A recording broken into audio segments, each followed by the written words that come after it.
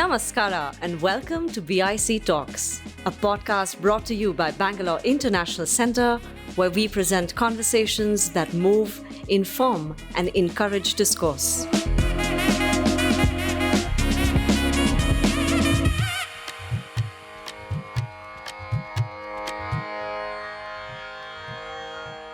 We discuss three language hegemonies, beginning with the idea of what hegemony is, going back to 2026 when this young Italian Antonin Gramsci was arrested.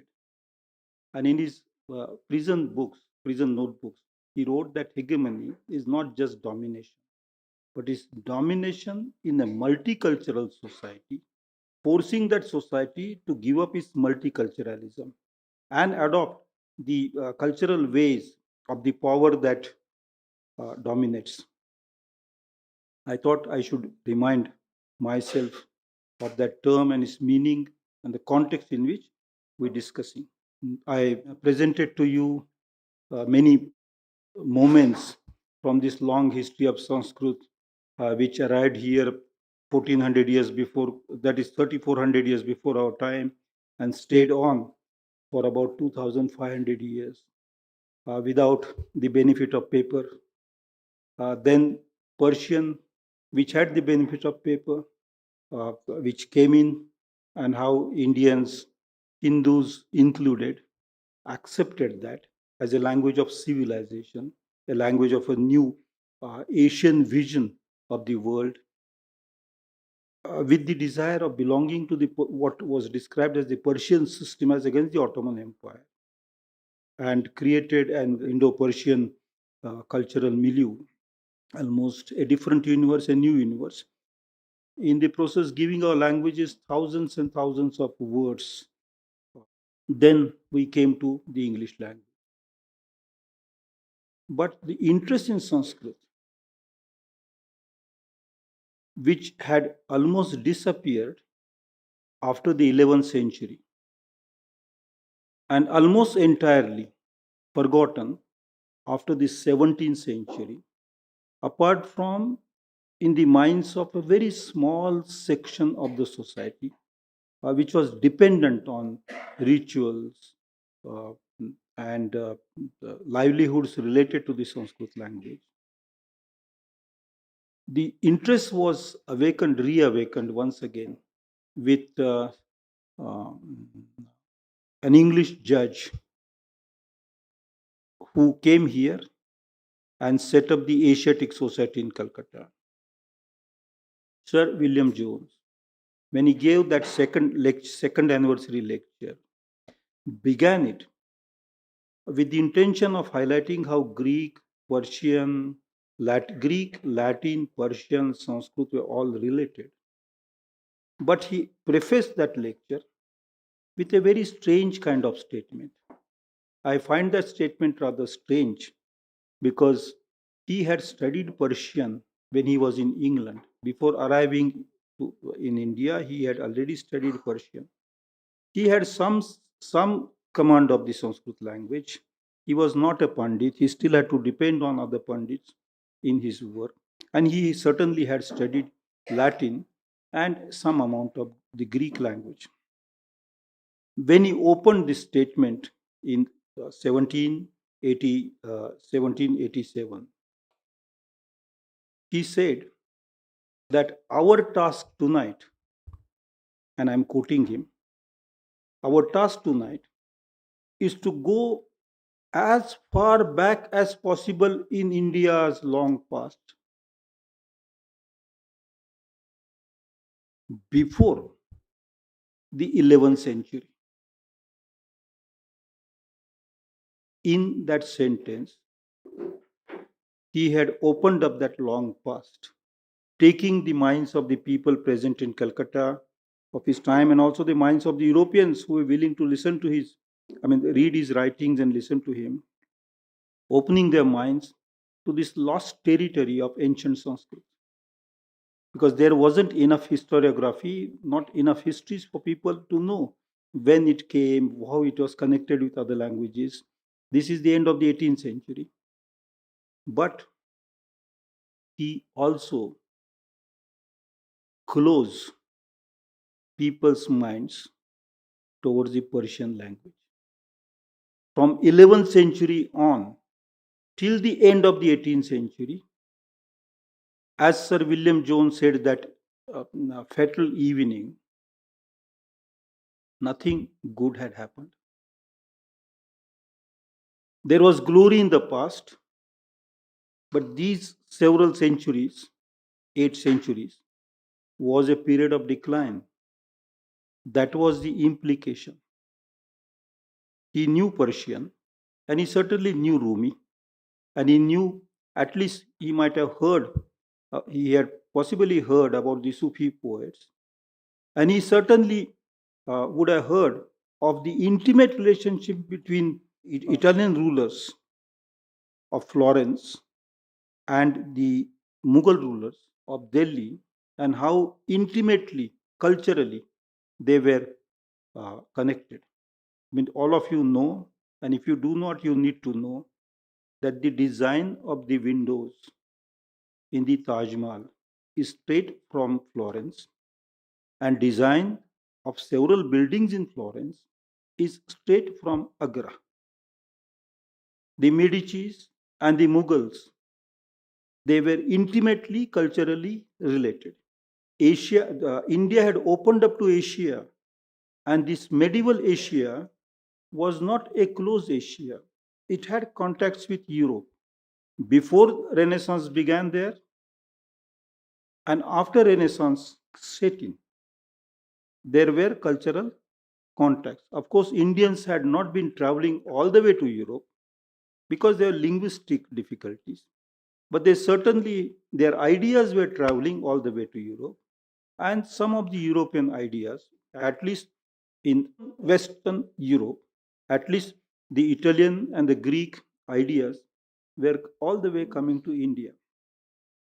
That particular door was shut by Sir William Jones.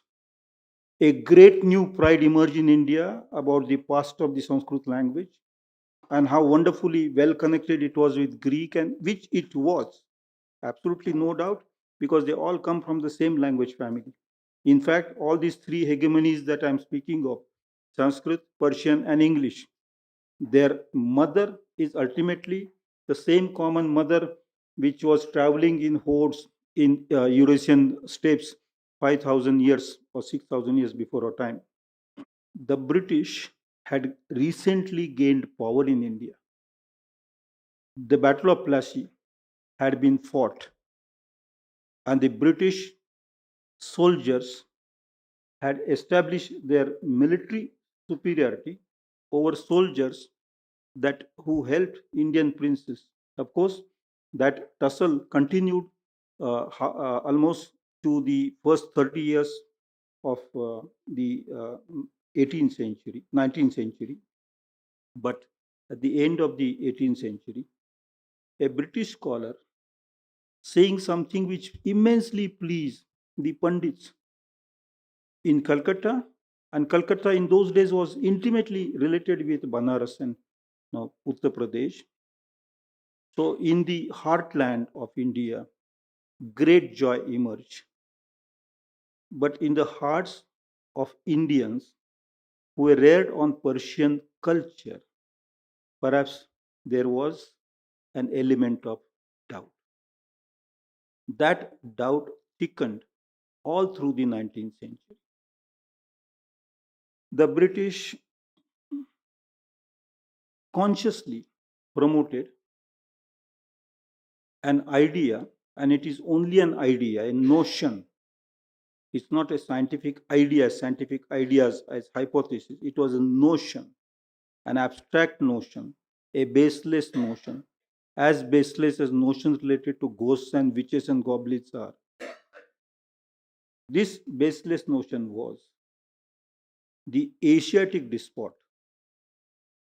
Aurangzeb wrote, Dryden wrote about Aurangzeb, and the British, the French, and the Germans believed that the Asiatic despots are more despotic than the European princes and kings.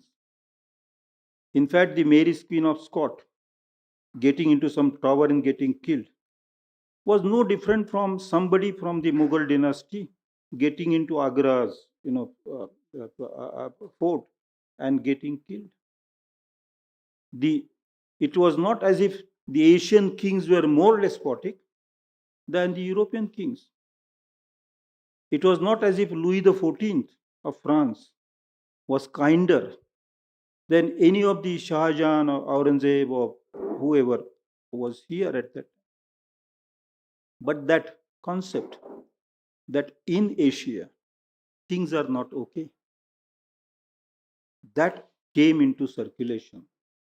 And it came into circulation in British administration, and the administration sent here by the company.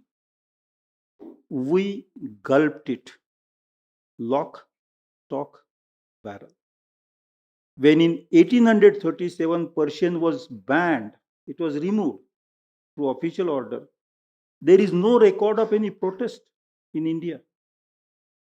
I mean, recently, if there was a rumor about Hindi being imposed on Kannada or Tamil, you know how many people write, pamphlets and protests. Persian was put to death as if it was the wish of the Persian language to die here. But it did not literally die.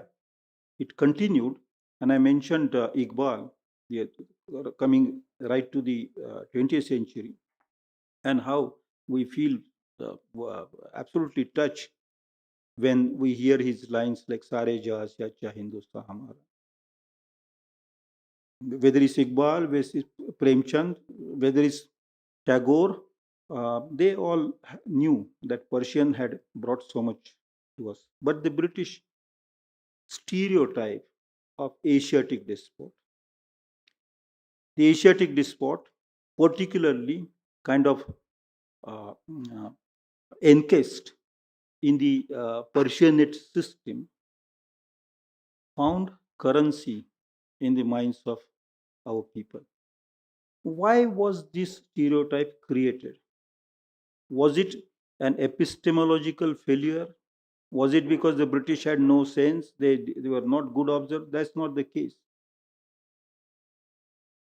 The need was that if they had to rule this, South Asia, this country, when I say this country, the shape of this country was different in the first half of the 20th century, much different in the 19th century, much different in the 18th century. But I'm using the term country as a convenient category.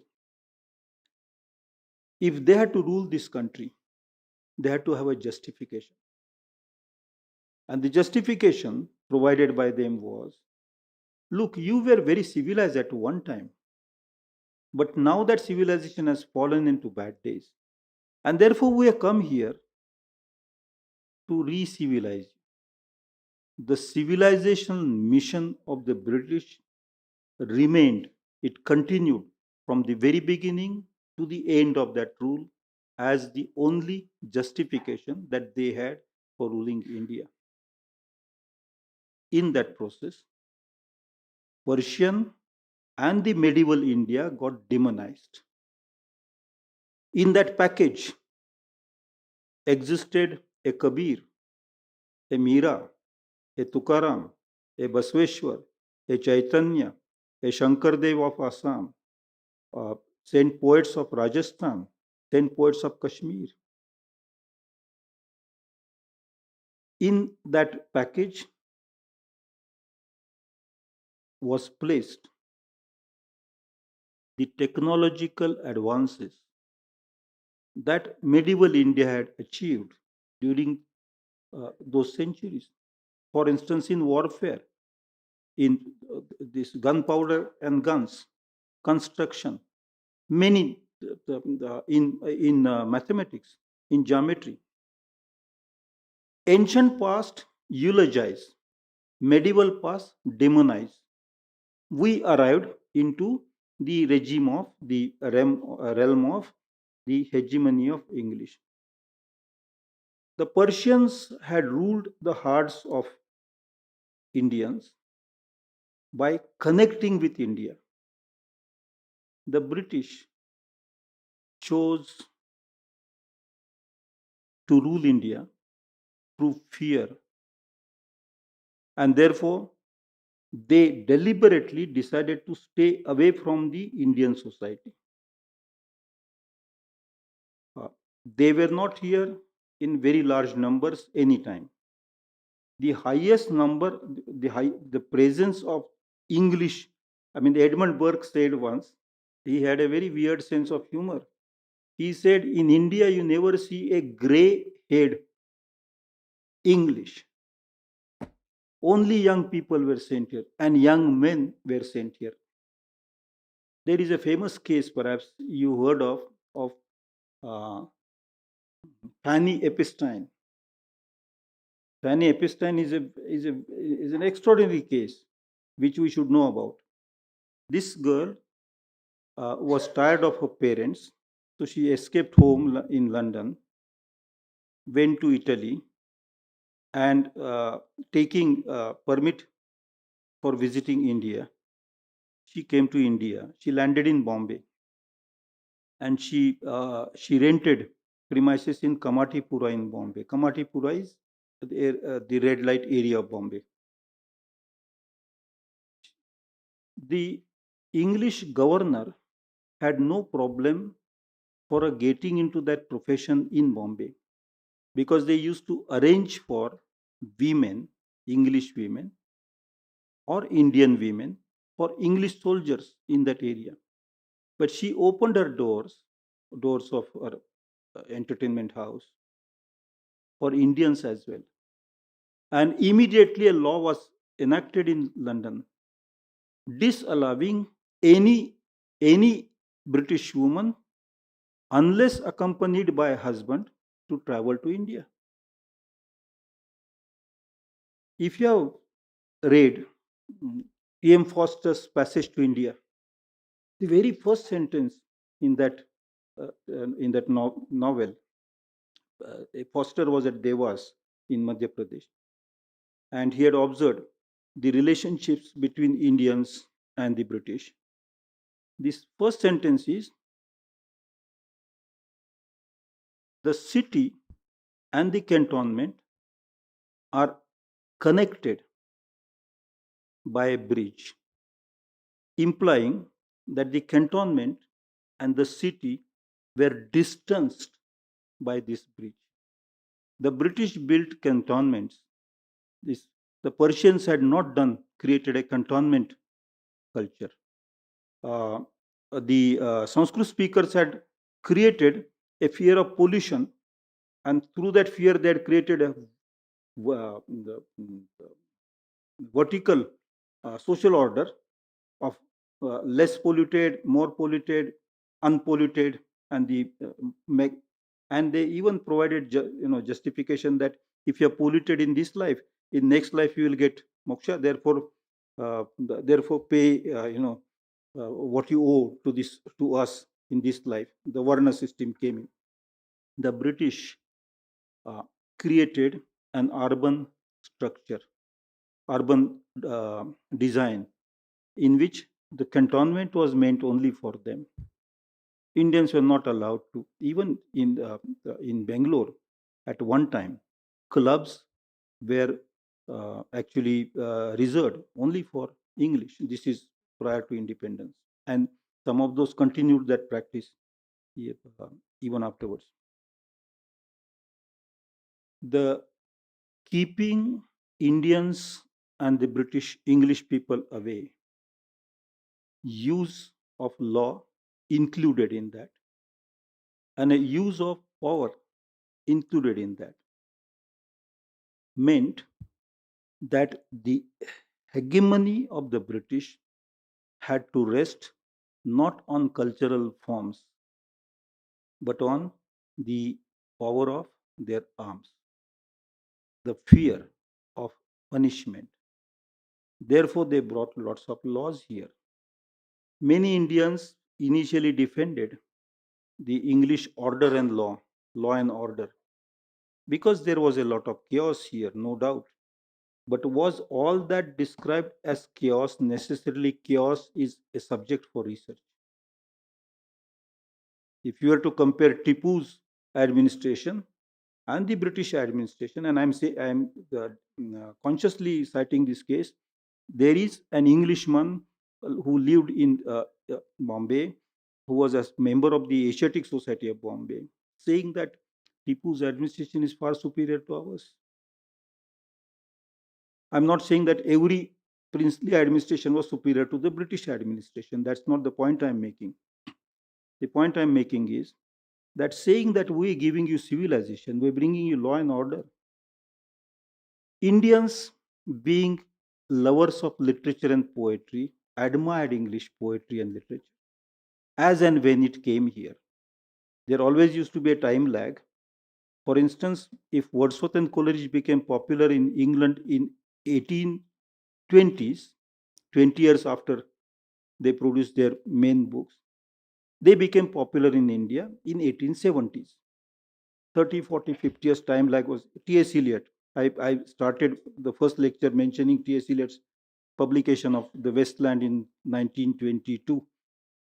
It reached India in 1950s. Time lag was there. Still, Indians were thirsty for that poetry, lofty literature, Shakespeare, Wordsworth, Shelley, and because we love literature and languages, we love imagination. The British, in order to rule India, constantly kept saying that we are bringing to you not imagination, but reason, logic, science. There were many acts they passed. In the process, there were many acts they passed in order to curb the, the, the humanity, the humanness of citizens, of praja. We were never called citizens, we were called subjects. For instance, the 1861 Criminal Tribes Act. It reduced at one stroke 191 communities into born criminals. 1861 CTA, Criminal Tribes Act. It had listed people who were making coins, who were in metallurgy, who had wandering, traders like Banjaras and so on. Some of them were singing songs like Baul Singers of Bengal. Some were entertainers like the rope walkers, kaikadis, and so on. All of them. And wandering people, nomads. India always had waves of nomads coming into this country and finding a place.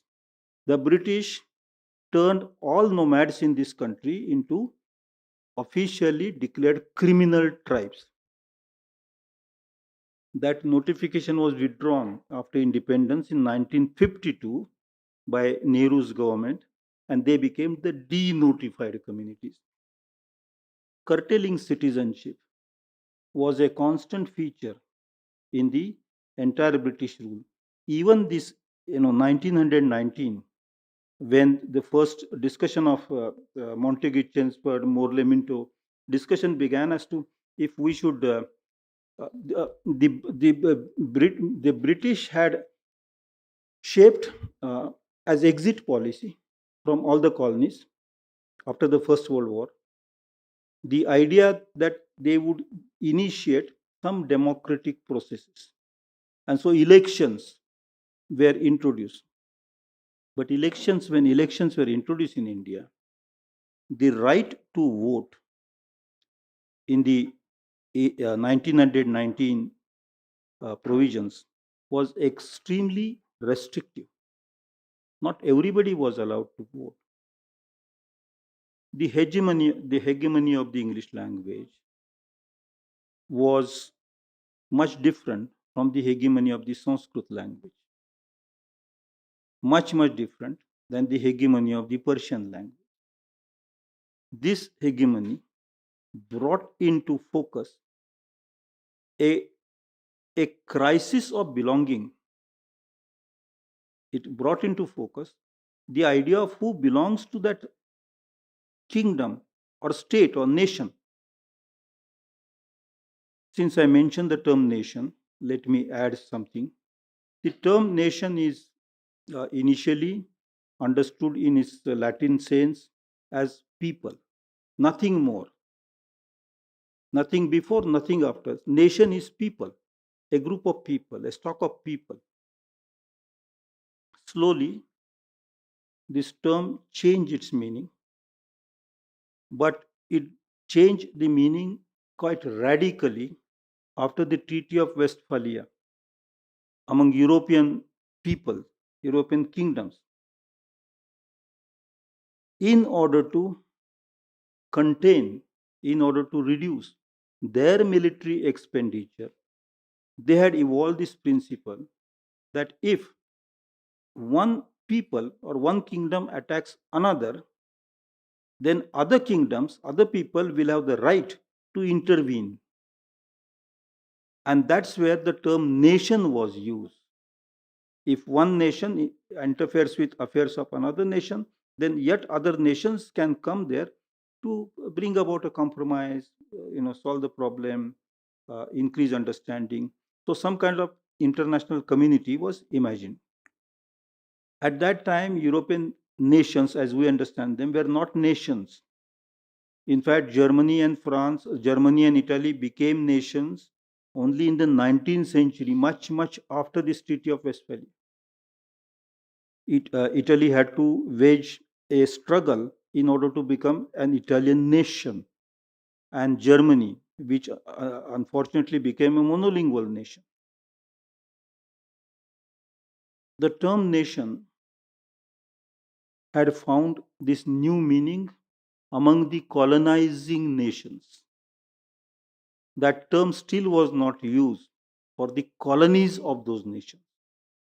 But the term nation came into greater circulation for the colonies of the European nations when the European nations were looking for exit strategies.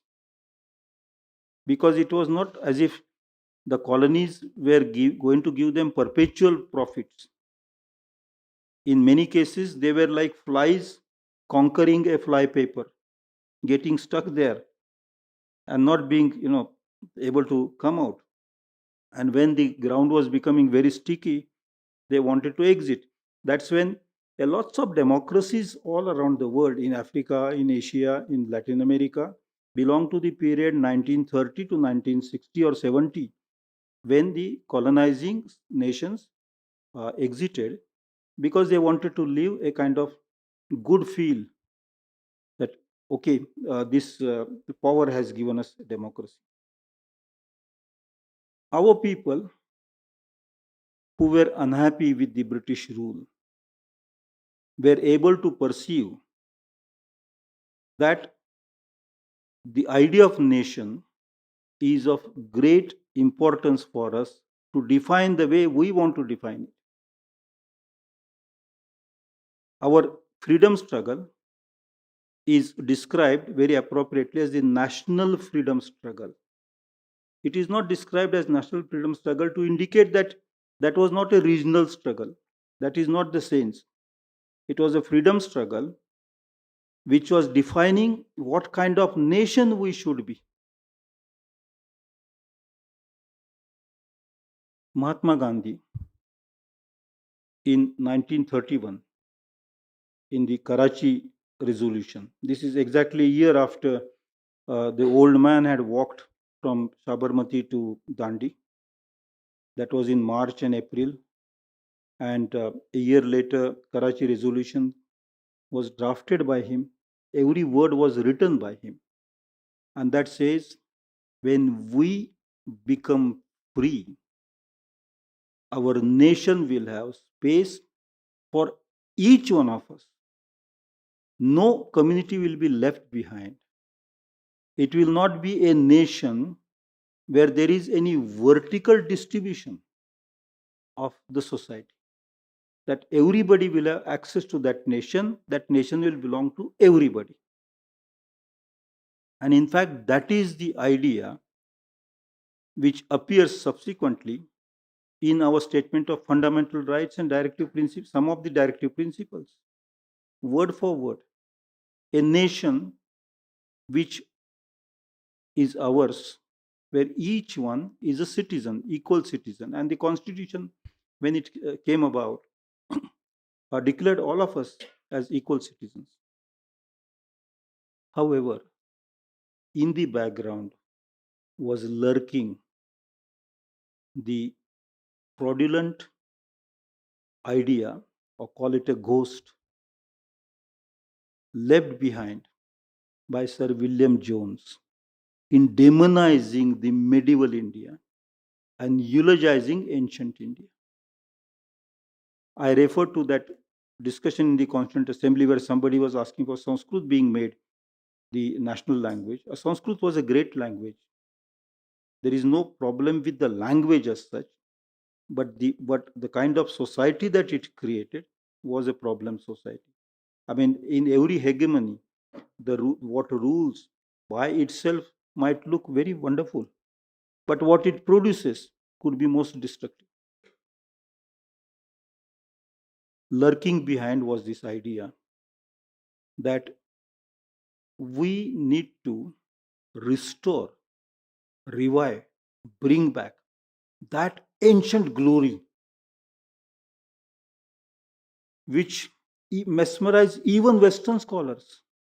That speech by the member of the Constituent Assembly, which I did not read fully for want of time, actually says that the Western scholars have praised us for that, not because of who we are now. It also, the speech also said that the West is waiting for the wisdom of India to guide it because the West is confused. And you must have heard this line of so many times. Very typical, very make believe kind of. It kind of deludes us into thinking of a myth.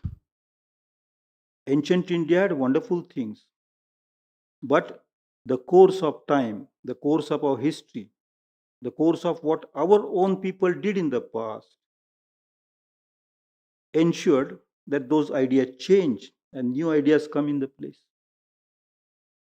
When we praise that past beyond a certain limit in a subjective manner, out of proportion, then uh, as a flip, the other side of that argument is that we are actually cursing our ancestors for being foolish, for having lost that tradition. We, many of us, do not look at India as an evolving place, Indian society as an ever evolving place. We somehow try to bind it in silos as a great glorious period, then comes a decline. That was lurking behind, and that had faded into the Arya Samaj's idea of nation, which wanted the nation to be utmost faithful to the Vedas alone and everything in the Vedas.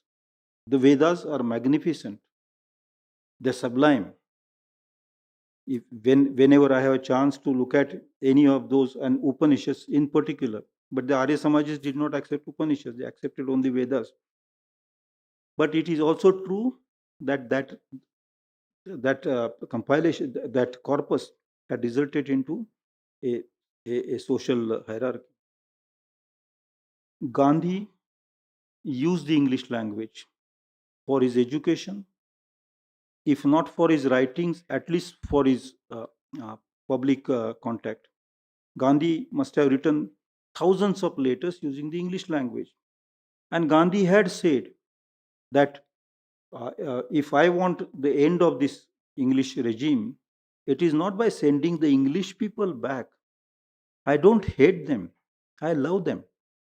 In 1909, Hind Swaraj, which is a kind of a dialogue, discussion, it is almost an imagined discussion between a Brahmo Samaj and Arya Samaj, a tolerant group and an intolerant group. In Hind Swaraj, these two, one says, we want the British out. How will you send them out? We'll use weapons. But then they will use weapons. No, we'll use more weapons. They'll use harsher weapons. Supposing you manage to send them out, what will you do? We'll rule India like, we'll establish a government as they have a government here. So, one, the character called editor, Hind Swaraj says, but if you want to set up a regime, which is like the British regime, you want to set up a government like the British government here, why are you sending them away? They are doing the job. Then he says, but then what is the point in sending the British? So the answer Gandhi gives is, to be yourself is not to hate that man and drive him out, but actually to be yourself. That's selfhood. The selfhood of Indian nation was the idea that Ambedkar and Gandhi together brought into. Gandhi was not a member of the Constituent Assembly, but Gandhi's thought had a tremendous impact on the people of that time, and therefore I am saying uh, their ideas, they come together in India's constitution. Selfhood, swa. Please think of the term para, the other. The other in the Indian traditions, plural, is not to be hated. In fact, I use the term tradition. What is the Sanskrit or Bangla or Marathi term for tradition? It is parampara. Param is ultimate, maximum, extreme. Para. Your tradition, I mean, is to imbibe others. India's nationhood was an idea that the constitution brought to us, where the society will be equal, not economically equal immediately, though that is an objective, one of the objectives, but socially equal. And if somebody is socially weak, we will give some extra support so that all of us come at equal level. That was the vision. The hegemony we had inherited has kept disturbing that idea. And today, our nation is torn between these two. One idea says Sanskrit is the mother of all languages, which is not a scientific view. Sanskrit is a great language, and I just love it. Hundreds and hundreds of Sanskrit poems keep me charmed. I love the Sanskrit language. I love Shudraka, the dramatist. I love Kalidas. Not so much, but Bhavabhuti I love more. Uttaram Charitra, fantastic. The Mahabharata, it occupies my entire life from my early childhood till now. Mahabharata haunts me. It keeps me enthralled. I'm not against the Sanskrit language, but the kind of nation that we imagined perhaps was an attempt to escape that hegemony. Persian, which was forced to close, is brought back to life in our idea of the constitution. I said Gandhi used English, but Gandhi did not lose his selfhood. His idea of selfhood was Gandhi and Tagore, in my opinion, and Aurobindo Ghosh. These three great sons of India, they are the last generation of the Bhakti poets, in my opinion. Gandhi, of course, spoke of Ishwar Allah, Tere Naam, whether Islam and Hinduism, they all Same, Aurobindo translated many Bhakti poets, and he was a poet himself, and he did not preach spiritual elevation of any particular religion, but of humankind. Tagore translated uh, your Kabir, 100 poems of Kabir. The last generation of Bhakti poets, their teaching got crystallized in our constitution. That nation we are. But the threat is that we might go back to Sanskrit is the ultimate, Vedas ultimate.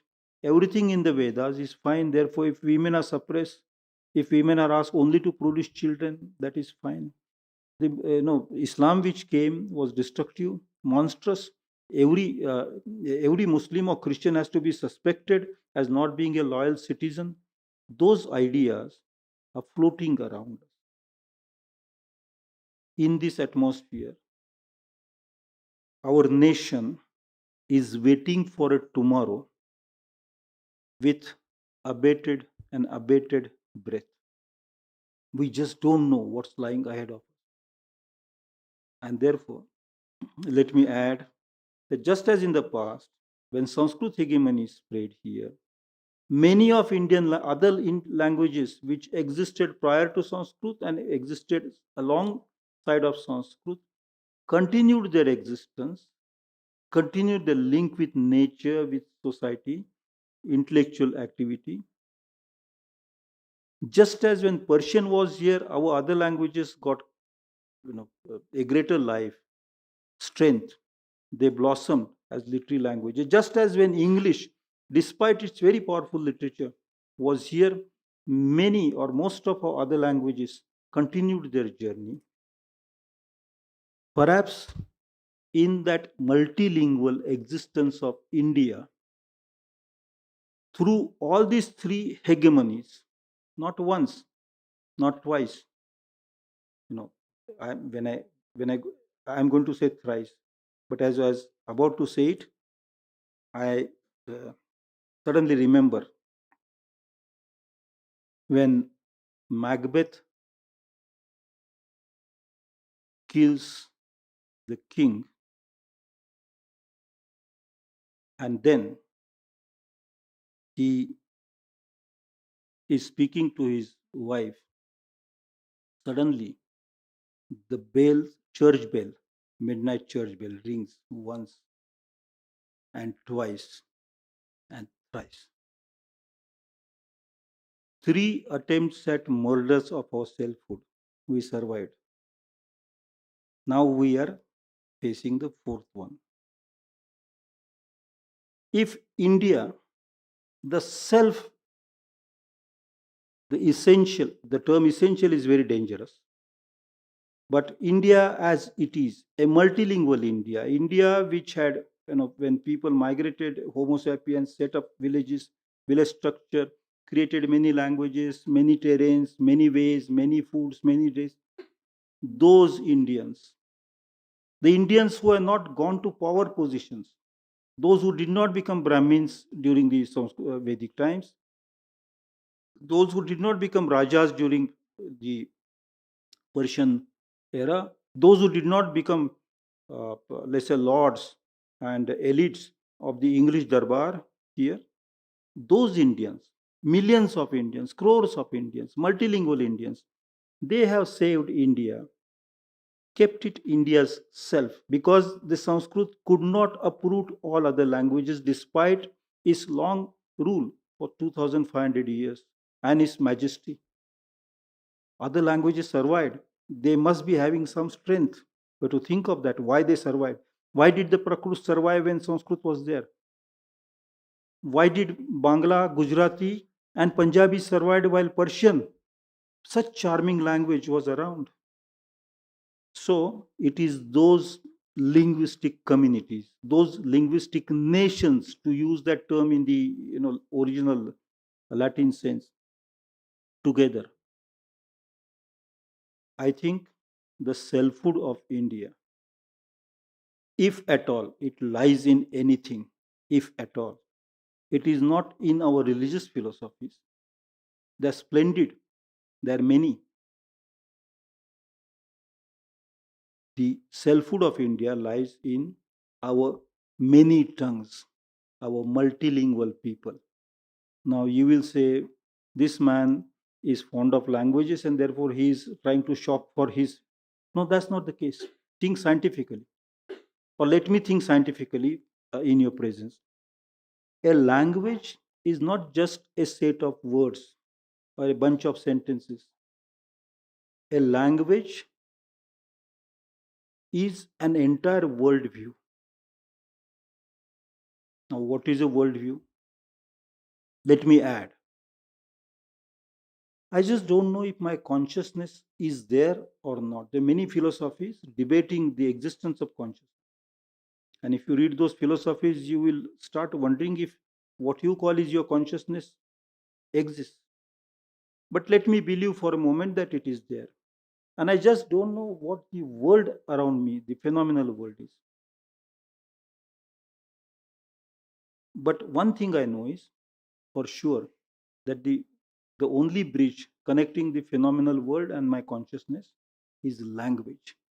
There is no other bridge. And it is that bridge, like the bridge connecting cantonment and the city during the British times, that bridge allows us to define what space is and what time is. And every language has a unique way of defining what space is and what time is.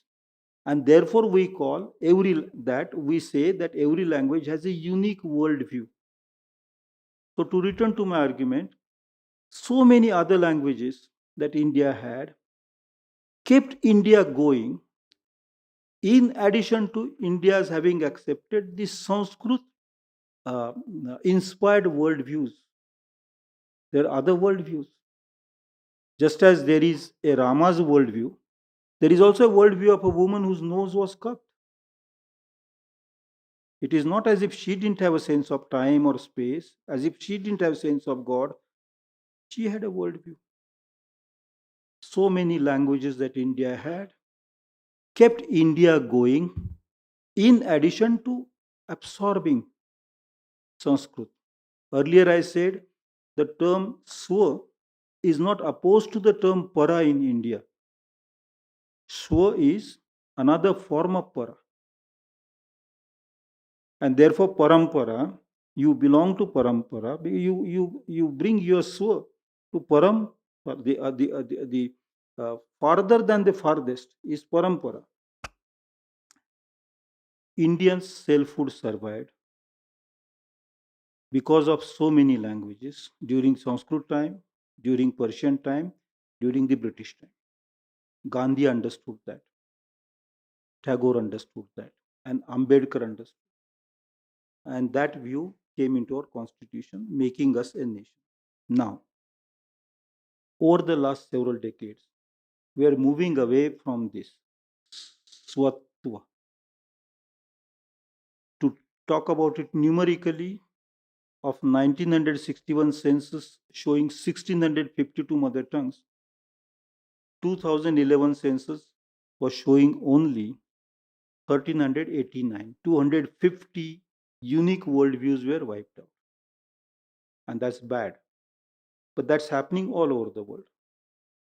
But there is also, in addition to that natural depletion of languages, two other forces trying to deplete our languages, deplete our tongues, deplete our worldviews, and thereby controlling our minds.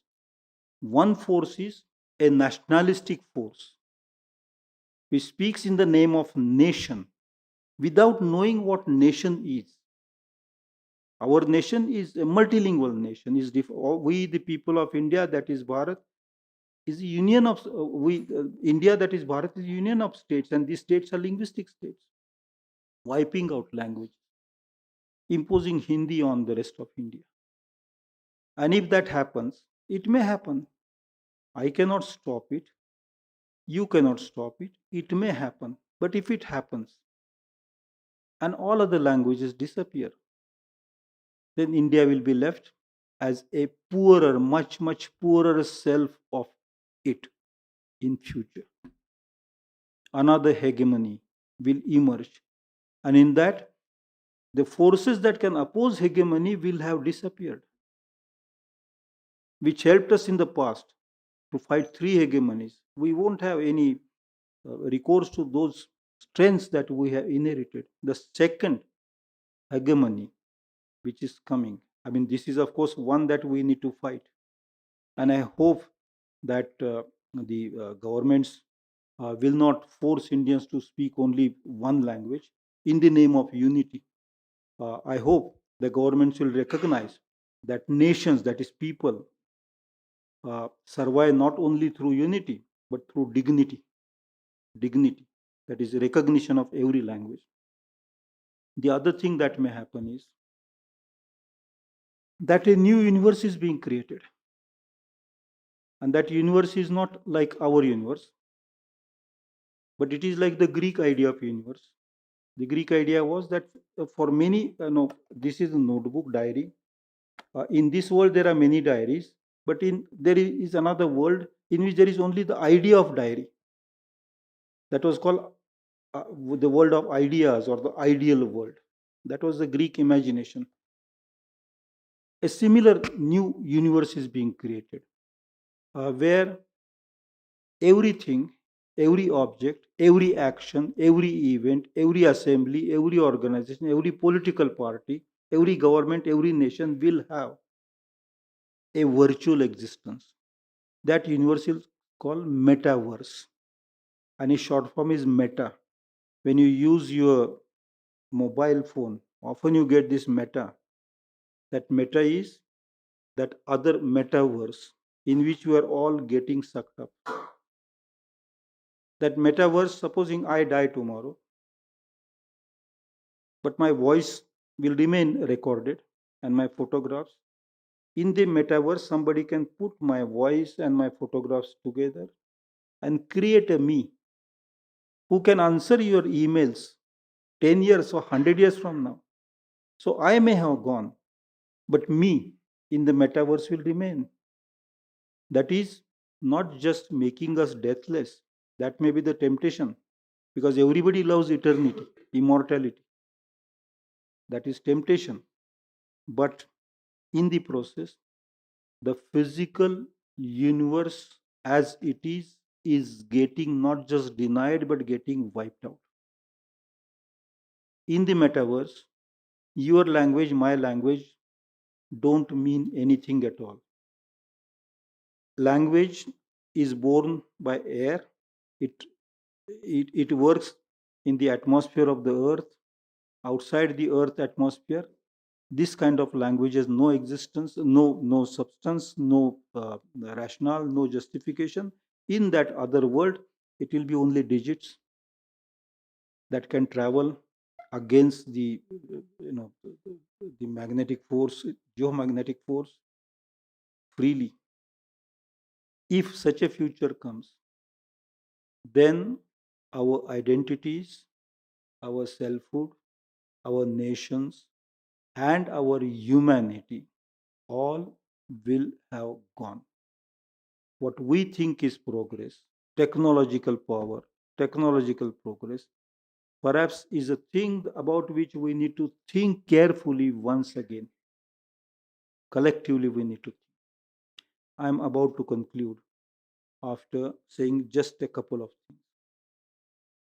There are two paths ahead of us. When I say us, not people in this hall, but all species on the earth, not just Homo sapiens, not just human like others, not just the machines that think like humans. They are also being. They got now citizenship in countries like Saudi Arabia and even in India. Very soon, citizens in India can be either machine or human. That day is not very far. It is intelligent machine or unintelligent human. Both can be citizens. They call either Homo Deus if you're for it, or cyborg if you're against that. These are the terms being used. Now, two things. One is you might have heard of Dyson shell. That is the idea of a mathematician who wanted to cover the earth with a shell and trap a lot of energy in such a way that we can travel a trillion times faster, and we won't have to do any work at all. No humans will have to do any work if that kind of energy is trapped. And tenders are floated in Canada and other places for construction of Dyson's. Many people think that that is possible. That non-stop progress, technological progress, and with the help of technology, human progress is possible. There's a very large number of such people who believe in that it is possible and it must be done. They're very cheerful. Blithe is the English term. Blithe means shamelessly cheerful about it. That term is no longer in use in English, but it's about 17th century it ends. There is another idea of the future, and that is because humans have brought about a termination of so many species, life on the earth might disappear. Homo sapiens obviously will go with that. The earth will be left as a charred planet with our climate crisis, with our devastation of resources. This may happen. Two futures are waiting for us, and within that, if we do not choose our idea of selfhood and just get dragged along with whatever flows are there mindlessly, I'm saying selflessly in the wrong sense, without having an idea of selfhood, if we go, and or alternately, if we just rest on the cushion of the myth, sleep peacefully with the cushion under your head, the myth that we were so wonderful that tomorrow morning we shall become the Vishwaguru. My friends, we not thought, if that is the case, we not thought enough about who we have been, who we are, and what we want to be. What we have been is multilingual Indians.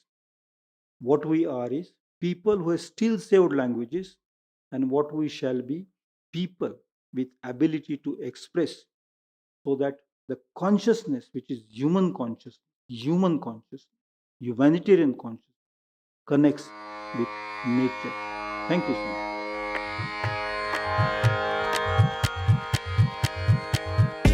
You have been listening to BIC Talks by Bangalore International Centre. If you liked what you heard, do follow us on social media. Keep up with our programming by signing up for our mailer on the website, or leave us a review on Apple Podcast or iTunes.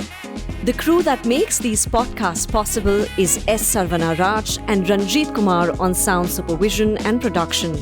Artwork is designed by Chandani Venkataraman of Crisscross Design Studio. Don't forget to subscribe to our channel on your favorite podcast platform. It can also be accessed on our website, bangaloreinternationalcentre.org. This is Sunaina Jain signing off on behalf of everyone at BIC.